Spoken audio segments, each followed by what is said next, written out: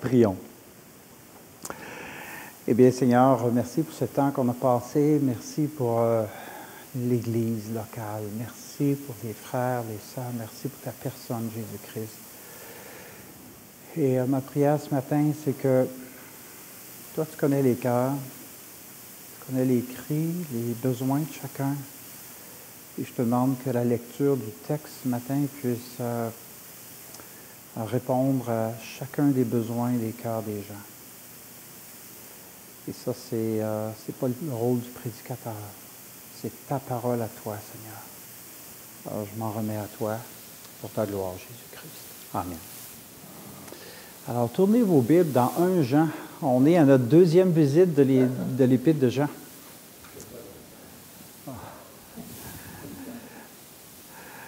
Oui, à la deuxième épître, à la première épître de Jean, j'avais donné un contexte politique dans lequel Jean a écrit ces épîtres-là. Jean a été témoin de beaucoup de Césars dans sa vie.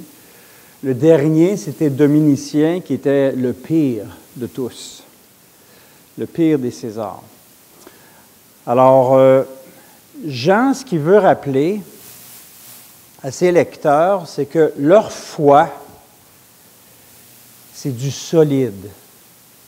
Parce que lui-même a vu, entendu, vu, contemplé et touché la personne de Jésus-Christ. Alors Jésus-Christ, ce n'est pas un mythe, ce n'est pas un fantôme, ce n'est pas un personnage inventé, c'est vraiment une personne qui a vécu sur la terre, que Jean a été témoin pendant 3 ans de temps, et ça a complètement transformé cet homme-là. Alors, quand Jean écrit à ses lecteurs, il veut leur rappeler ces choses-là. Ensuite de ça, il veut aussi leur rappeler, dans la première section qu'on a étudiée, que la communion qu'ils ont les uns avec les autres dépend de leur communion avec Dieu, le Père et son Fils Jésus-Christ. Et alors, quand on va étudier Jean, vous allez voir qu'un des thèmes qui revient chez Jean, c'est à quoi ça ressemble un chrétien? Un vrai. Pas un crétin, mais un chrétien. À quoi ça ressemble un chrétien? Le style de Jean est vraiment fascinant. Jean enseigne par contraste. Il va parler des ténèbres et la lumière. Je pense que c'est Paulette qui a mentionné ce matin dans sa prière la lumière. Tu as dit Dieu de lumière, tu es clair et tout ça, ça m'a frappé. Il parle de ténèbres, il parle de lumière, il parle de vérité, mensonge, il parle de voir, aveugle, il parle d'enfant de Dieu, enfant du diable. C'est un style d'écriture qu'on appelle par contraste. Alors, tournez vos Bibles, on va lire ensemble le passage qu'on va méditer ce matin, rapidement, parce qu'on m'a dit que je n'avais pas beaucoup de temps. Alors, 1 Jean 1, et versets 5 à 10. 1 Jean 1, les versets 5 à 10. La nouvelle que nous avons apprise de lui, c'est-à-dire de Jésus-Christ, et que nous vous annonçons, c'est que Dieu est lumière. Et qu'il n'y a point en lui de ténèbres. C'est évident, la lumière dissipe les ténèbres. Si nous disons que nous sommes en communion avec lui, et que nous marchions dans les ténèbres, c'est fort ce qu'il dit. Nous mentons et nous ne pratiquons pas la vérité. Mais si nous marchons dans la lumière, comme il est lui-même dans la lumière, nous sommes mutuellement en communion et le sang de Jésus, son Fils, nous purifie de tout péché. Si nous disons, il y a beaucoup de si, moi j'appelle ça le texte des si. Si nous disons que nous n'avons pas de péché, nous nous séduisons nous-mêmes. Et la vérité n'est point en nous. L'apôtre de l'amour, là, est très tranchant. Hein? Il niaise pas avec la POC, comme on dit au Québec. Si nous confessons nos péchés, il est fidèle et juste pour nous les pardonner et pour nous purifier de toute iniquité. Si nous disons que nous n'avons pas péché, nous le faisons menteur. Et sa parole n'est point en nous. C'est assez clair. Même si c'est clair, je vais quand même dire quelques mots sur ces textes-là. Alors, la première section, Paul commence en disant, il établit une vérité. Il dit, Dieu est lumière. C'est une affirmation qui est puissante. À partir de Dieu et lumière, Jean en tire des conclusions. Et quand on pense à Dieu et lumière, on pense tout de suite à Genèse 1:3. Hein? Que la lumière soit, et la lumière fut, Dieu vit que la lumière était bonne. Ceux qui sont intéressés à l'aspect scientifique de la lumière, alors je vous ai donné 3 auteurs, si tu peux le voir, 3 auteurs. Si vous voulez étudier les travaux de Newton, de Huygens et de Einstein dans le siècle dernier, vous allez connaître beaucoup plus c'est quoi le côté scientifique de la lumière. Moi, je vais vous donner un fait scientifique. La lumière voyage à 188 282 000 à la seconde. Alors, ceux qui disent qu'il court aussi vite que la lumière, là. Alors, le terme de la lumière est partout dans les Écritures. Alors, si vous tournez dans 1 Pierre, à la gauche de Jean, là, dans 1 Pierre 2, et au verset 9, Pierre aussi parle de la lumière. Vous, au contraire, 1 Pierre 2, 9, vous êtes une race élue, un sacerdoce royal, une nation sainte, un peuple acquis, afin que vous annonciez les vertus de celui qui vous a appelé des ténèbres à son admirable lumière. C'est ça le salut. Dieu m'a appelé des ténèbres à son admirable lumière. D'une vie de péché au pardon de mes péchés. C'est ça le salut. C'est pas, Jésus n'est pas venu pour remplir un trou dans mon cœur. Là. Il est venu pour mourir pour mes péchés. Dieu est lumière. Et la nature et ce caractère de Dieu qui est lumière, ça a été manifesté en personne, dans la personne de Jésus-Christ. Quand Jésus-Christ a envoyé son fameux « Je suis la lumière du monde », il excluait tout le monde. Mahomet n'est pas la lumière du monde. Bouddha n'est pas la lumière du monde. Les 300 millions de dieux chez les hindous ne sont pas la lumière du monde. Et je ne veux pas vous décevoir, mais Oprah Winfrey n'est pas la lumière du monde non plus. Jean établit ça et dit que Dieu est lumière. Et la raison, c'est que malheureusement, même si la lumière est venue, dans Jean, ça le dit ça aussi, la lumière, lui, dans les ténèbres, et les ténèbres ne l'ont point reçue. En Jean 3, 19, écrit, c'est pire encore, il dit, les hommes ont préféré les ténèbres. Alors, les gens à qui vous témoignez, que vous pointez vers Jésus-Christ pour le pardon de leurs péchés, puis qui ne veulent rien savoir, c'est qu'ils préfèrent, en tout cas pour l'instant, ils préfèrent les ténèbres. C'est aussi simple que ça. Ils préfèrent les ténèbres.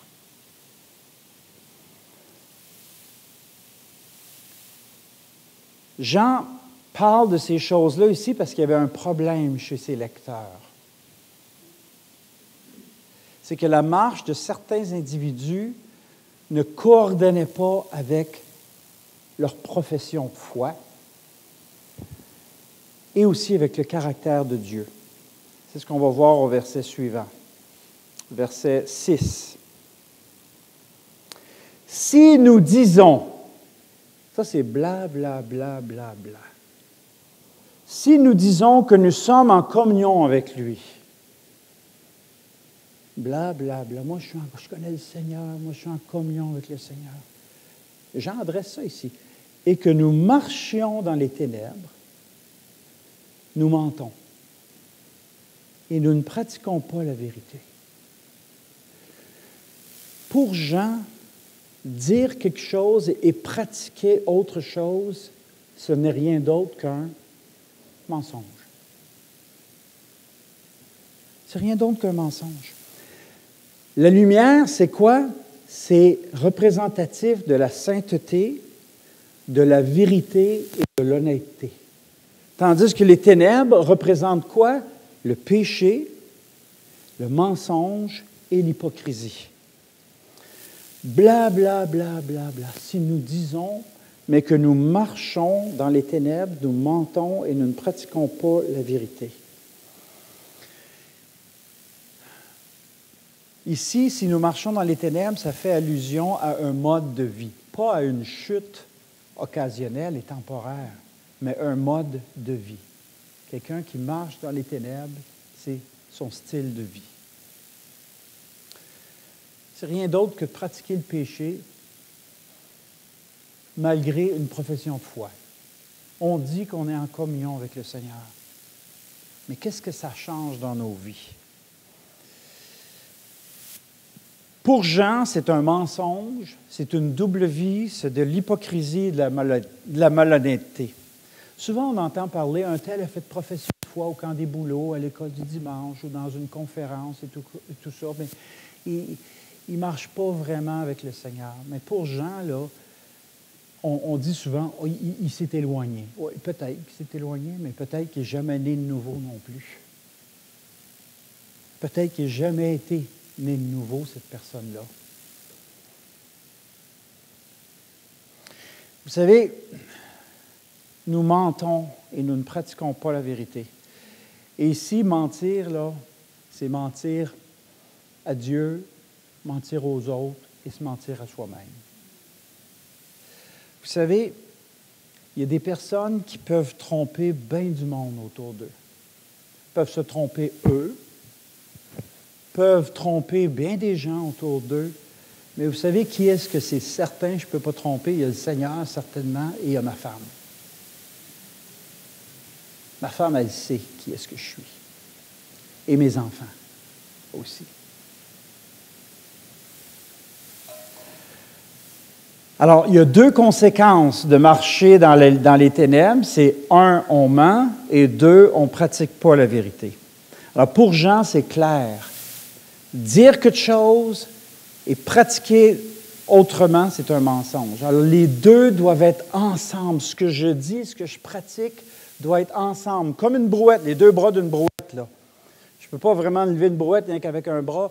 Les deux doivent être là pour que ce soit vraiment une profession de foi qui est légitime. Alors, on continue au verset suivant, verset 7. Et là, Jean continue. Il a parlé de marcher dans les ténèbres, et qu'est-ce que ça a comme conséquence? Maintenant, il va parler de marcher dans la lumière. Si nous marchons dans la lumière, comme il est lui-même dans la lumière, il y a deux conséquences. Nous sommes mutuellement en communion et le sang de Jésus, son Fils, nous purifie de tout péché. Est-ce que marcher dans la lumière, ça veut dire marcher parfaitement? Pas du tout. C'est impossible. Ce que Jean veut dire ici, c'est marcher dans la lumière, là, c'est marcher honnêtement. C'est marcher sous le regard de Dieu, sous l'influence de la parole de Dieu, une sensibilité au Saint-Esprit, au péché qu'il y a dans ma vie. Et quand le péché se manifeste, je ne résiste pas, je le confesse. C'est ça, marcher dans la lumière. Marcher dans la lumière, ce n'est pas marcher parfaitement, mais c'est marcher honnêtement, sous l'influence de la parole de Dieu. Et quelqu'un qui marche dans la lumière, bien, il prend le péché au sérieux, comme Jésus nous l'a dit. Quel est l'exemple que Jésus, un exemple, comment je peux dire ça? Ce n'est pas un exemple plus fort que ça ou un langage plus fort que ça. Comment Jésus nous a dit de traiter le péché? Si ton œil, bon, on va le lire, tiens, on va le lire. Tournez dans Marc 9. Tournez dans Marc 9, au verset 43.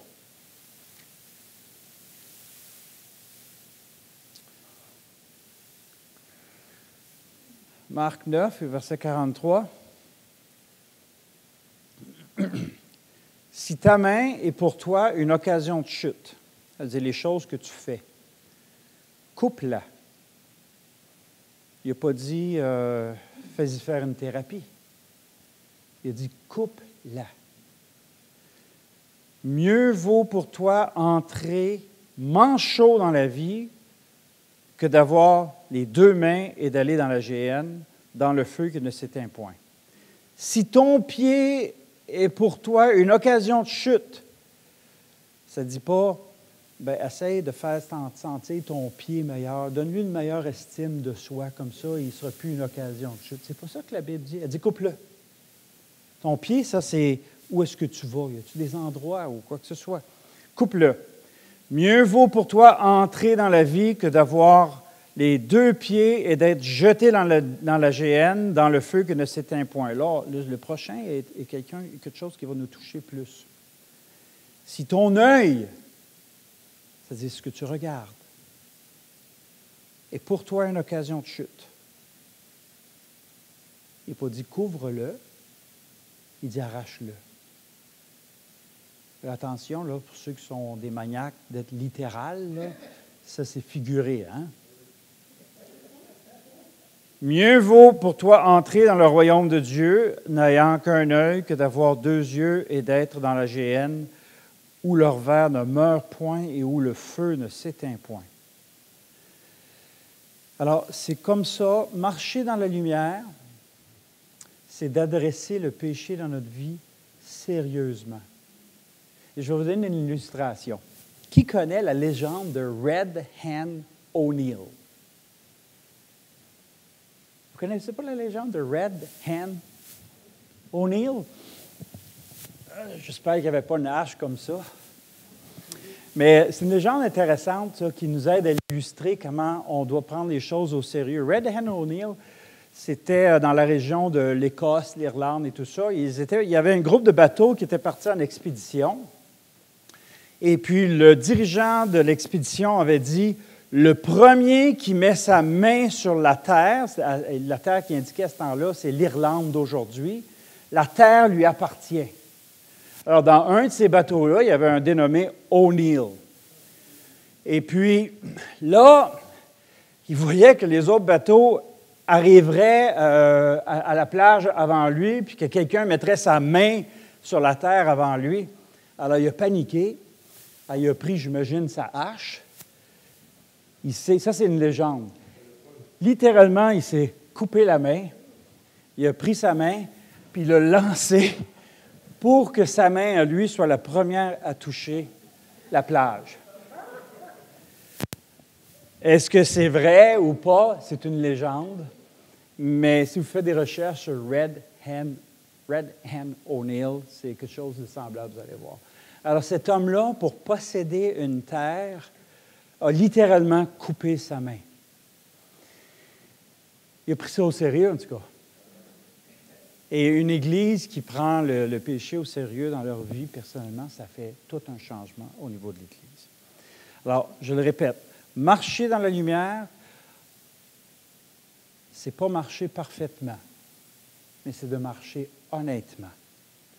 Sous le regard de Dieu, en le laissant lui adresser les péchés dans ma vie, il va le faire quoi? Par la parole, par le Saint-Esprit, il va le faire par la prière, les circonstances de la vie ou notre prochain, en commençant des fois par nos femmes qui peuvent nous soulever des choses. C'est arrivé cette semaine avec Ginette, encore une fois, elle m'a dit quelque chose, puis sur le coup, ça m'a un peu froissé, mais elle n'est pas là, je peux te dire. Mais après y avoir réfléchi, j'ai dit non, tu as raison. Surtout si je prêchais là-dessus dimanche matin.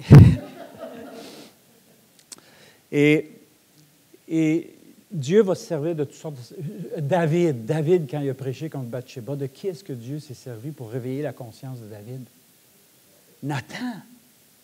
Nathan est allé voir David, puis il a raconté une histoire, et puis David était choqué du comportement de cet homme-là, puis Nathan l'a regardé, il a dit, « Tu es cet homme-là. » Moi, j'ai un énorme respect pour tous les hommes qui ont adressé des choses dans ma vie. Merci Seigneur pour ces hommes-là Et d'ailleurs, pas plus tard que quelques semaines passées, il est arrivé une circonstance dont j'ai été témoin. Quelqu'un a dit de quoi à quelqu'un d'autre et s'est rendu compte que peut-être avait froissé. Et tout de suite, ils ont réglé ce problème-là. Ça a été un modèle pour moi, ça, de comportement. Et le texte nous dit que si quelqu'un marche dans la lumière, on est mutuellement en communion. Et le sang de Jésus nous purifie de tout péché. Le sang est un thème qui est présent de la Genèse à l'Apocalypse. Un sceptique a demandé à un chrétien à un moment donné, « Mais comment tu dis que le sang, comment ça se fait que le sang purifie de tout péché? » Alors le chrétien a répondu au sceptique, « Bien, tu peux-tu m'expliquer comment est-ce que boire un verre d'eau, ça étanche ta soif? » Le sceptique dit, « Je ne sais pas, mais je sais une chose, c'est que ça marche. » Le chrétien, il dit, « Écoute, je ne peux pas tout t'expliquer, mais je sais que ça marche parce que Dieu le dit. » Le sang de Jésus nous purifie de tout péché. Le christianisme est la seule religion qui adresse le péché par le sang. Toutes les religions du monde, c'est si nous faisons assez d'œuvres, nous serons purifiés de tout péché. Le sang est nécessaire. La mort de Christ est nécessaire pour adresser le péché. Et il y a bien des choses intéressantes. Le sang de Jésus-Christ était unique, mais en même temps, la même chose que nous. Je suis certain que Jésus, si on avait analysé son sang, on aurait trouvé du carbone, de l'hydrogène, du nitrogène, du fer, de l'oxygène et du soufre. Alors, mon étude m'a fait trouver ça, là. Ça, c'était un sang qui devait avoir un sang avec les mêmes composantes que le nôtre. Sauf que le sang de Jésus-Christ était divin. Vous savez que le sang dans le fœtus, là, il ne vient pas de la mère. Hein? Le sang, ce que j'ai étudié, là, le sang se forme par les artères et tout ça, mais ça ne vient pas de la mère. De sorte que quand le Saint-Esprit a fécondé Jésus-Christ dans le sein de Marie, elle lui a donné un corps, mais le sang de Jésus-Christ était, et son corps aussi, exempt de tout péché. Alors vous allez me dire, c'est quoi cette histoire de le sang de Jésus était divin? Tournez vos Bibles, c'est écrit dans la Bible. Dans le livre des Actes.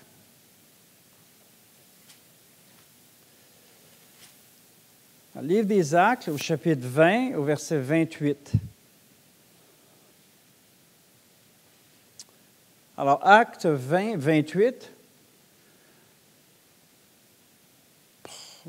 Prenez donc garde à vous-même et tout le troupeau sur lequel le Saint-Esprit vous a établi, évêque, pour paître l'Église de Dieu qu'il s'est acquise par son propre sang. L'Église de Dieu qu'il s'est acquise par son propre sang.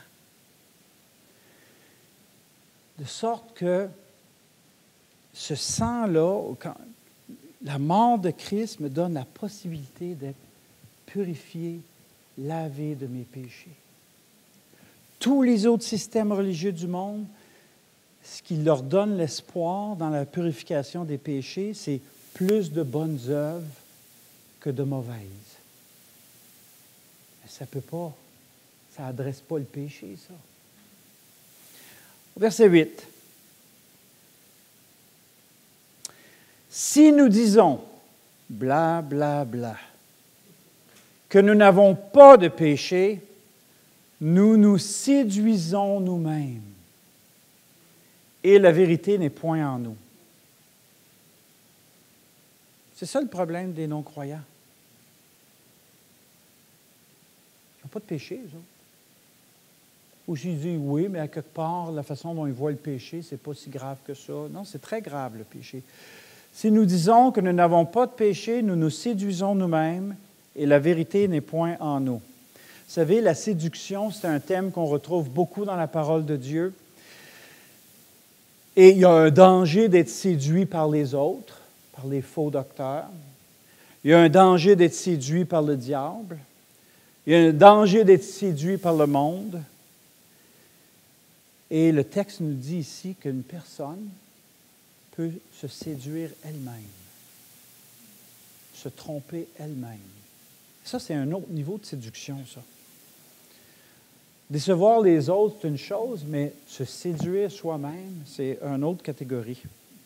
Un homme dans une église, à un moment donné, s'était levé debout, il avait dit « Ah, chers frères et sœurs, j'aimerais vous annoncer que ça fait 6 mois que je n'ai pas péché. » Un autre frère lève la main et dit « Est-ce qu'on pourrait parler à ta femme après? »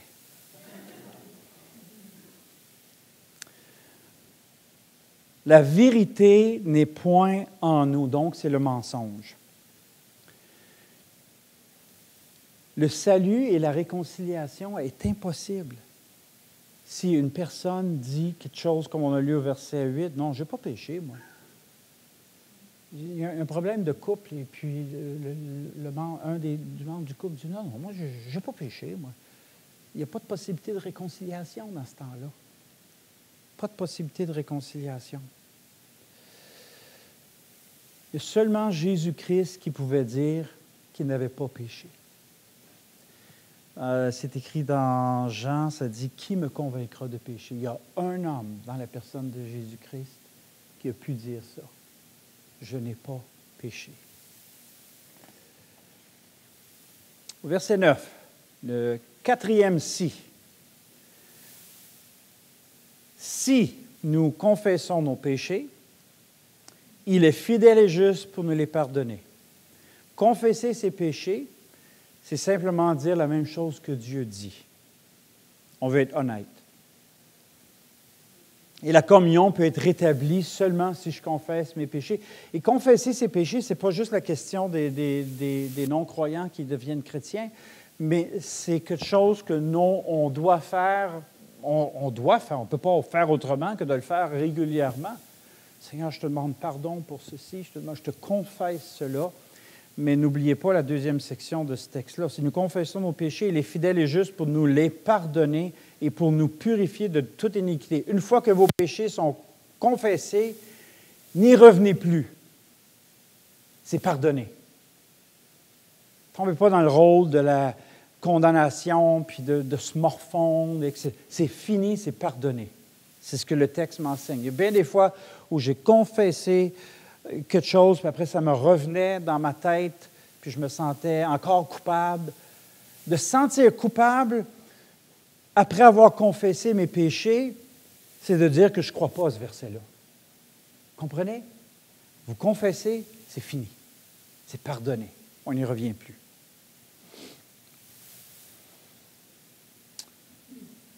On continue. Un autre si.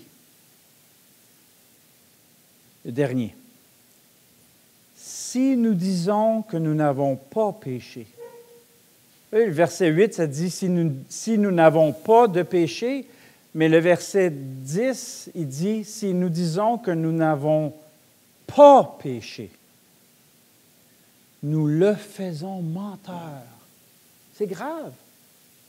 Quelqu'un qui dit qu'il n'a pas péché fait de Dieu menteur. Et on vit dans une société où, essentiellement, on veut éliminer tout concept de péché. Eux disent, si nous disons que nous n'avons pas péché, nous le faisons menteur. La Bible est claire. Le concept du péché est là de la Genèse à l'Apocalypse et il est universel à tous les hommes. Ça, c'est un thème qui est présent dans la Bible partout. Et il y a un autre thème qui est présent dans la Bible partout, c'est le plan rédempteur de Dieu, justement pour le problème de l'homme qu'est le péché. Et ce plan-là a été, à la croix, 2000 ans passés, résolu une fois pour toutes. Tout ce qui est demandé à l'homme maintenant, c'est de confesser vos péchés et de vous tourner vers Christ pour le pardon de vos péchés.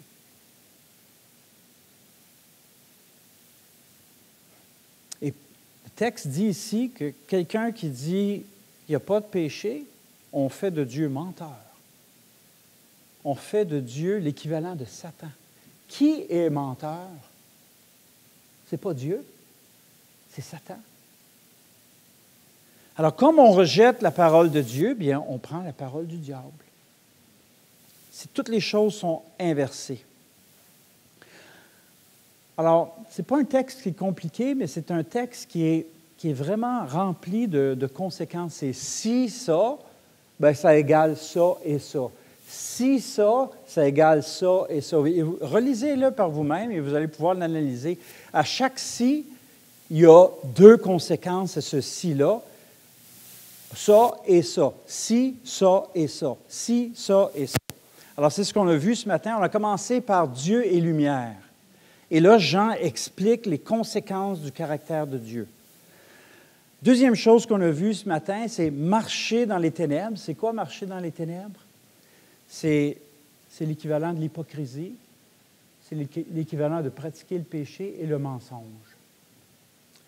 Marcher dans la lumière, ce n'est pas marcher parfaitement, mais c'est de marcher honnêtement, avec un désir de sainteté et d'adresser le péché quand il se présente dans ma vie.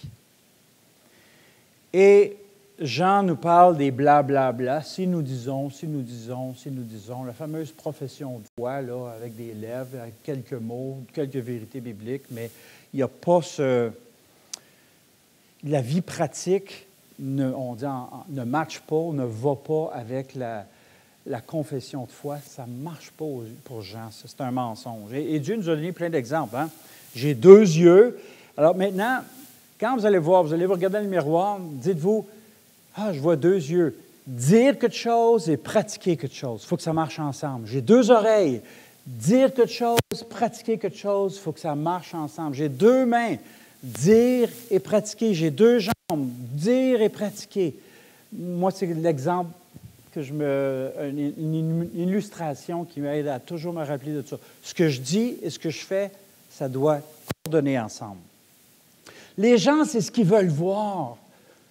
Les campagnes d'évangélisation, on pourra en faire comme on en voudra, puis c'est très bien, mais il n'y a rien qui va changer.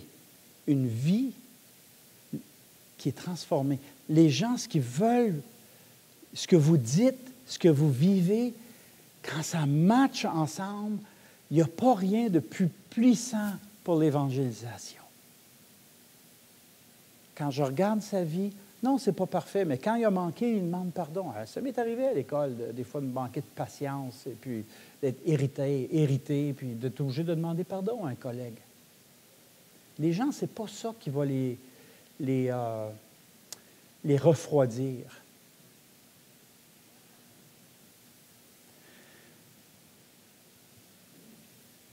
C'est un puissant témoignage. C'est beau ce texte-là, très, très pratique. Alors, prions. Eh bien, Seigneur, moi, je veux te rendre grâce pour tous ceux et celles qui marchent dans la lumière dans cette Église. Je te demande de vraiment les bénir et continuer à les accompagner sur le sentier étroit. Seigneur, je veux te prier aussi pour ceux qui peut-être marchent dans les ténèbres dans cette Église. Je te prie, Seigneur, qu'ils aient été sensibilisés à cette erreur-là dans leur vie et que tu rouvres leurs yeux pour qu'ils réalisent qu'ils se sont séduits en mentant à Dieu et en mentant aux autres et en mentant à eux-mêmes, comme le texte nous l'enseigne ce matin. Fais-leur comprendre, Seigneur, qu'ils ne sont pas en communion avec toi et ils ne sont pas en communion avec les autres non plus. Montre-leur, Seigneur, que la vérité n'est pas en eux. Et je te demande aussi que tu leur montres les dommages qu'ils causent dans leur couple, chez leurs enfants et autour d'eux. Montre-leur cela, Seigneur, avant qu'il soit éternellement trop tard. Et je te prie, Seigneur, que tous ici dans cette Église, on marche dans la lumière, qu'on goûte cette communion-là avec toi et avec les autres, afin que toi, tu sois glorifié, Jésus-Christ, dans un monde complètement ténébreux.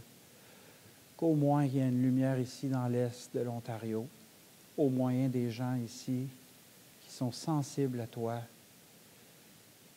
qui veulent marcher dans la lumière. Et encore une fois, je te prie, s'il y a des gens ici qui marchent dans les ténèbres, eh bien, Seigneur, convainc-les toi-même pour qu'il y ait un redressement et qu'ils y mettent fin et qu'ils prennent le sentier de la lumière. Sous ton regard, sensible à ta parole, sensible au péché, au nom de ton Fils Jésus-Christ, c'est ma prière. Amen.